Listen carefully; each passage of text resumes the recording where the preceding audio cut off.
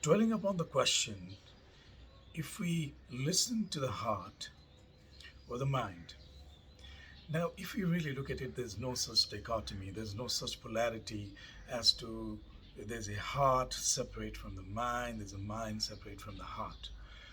But in the sense that we use the terms, we think of the heart as more of a affective device, known as a affective space, and the mind as more of a contemplative thought processing unit. And the commonly held beliefs also add more labels to it, more narratives to it. The first narrative being the mind is capable of more processing, so therefore it's more calculative, more mathematical, more numerical even. And whenever one needs to decide, pick and choose something, then the mind can function in such a way. And some people believe that this is the right thing to do. Now, think of the heart.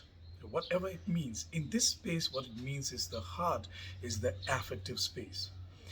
And the belief is that this space operates in a subjective sort of reality where one is affected by something, it's affective, it's felt experience, and then whatever we need to choose, pick, make decisions, or even sort of think from the heart. And it's very interesting while we posit thinking to the mind, we also saw that we think from the heart and take leaps of faith.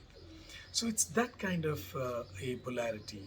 The heart is affective, takes leaps of faith, it's intuitive, and the mind is something that's mathematical, numerical, that's more precise in terms of working around a lot of variables and logic and so on and so forth.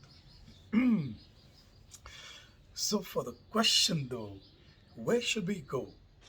I think the first thing to realize here is even contemplatively is that there is no such dichotomy.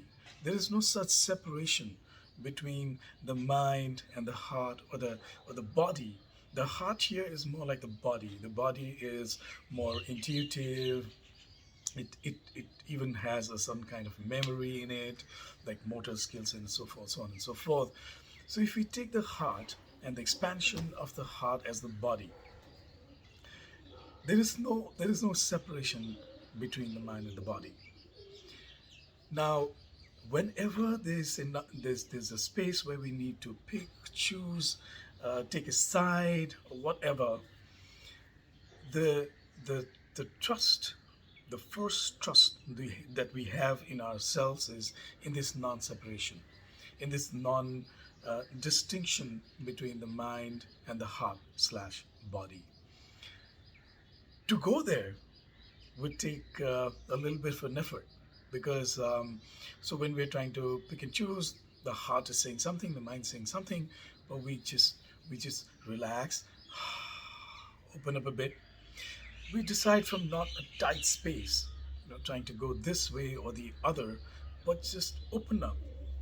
And most of the times, when there's the right amount of opening up, it takes effort. It may even be a bit of a pain. When we go deeper, things come, things manifest, a lot of phantoms, a lot of narratives, they'd come. And that, when it's cut through, brings us to a space of this non separation, which is the reality obscured by a lot of stories, to the reality of the fact that the mind, body, heart are not separate.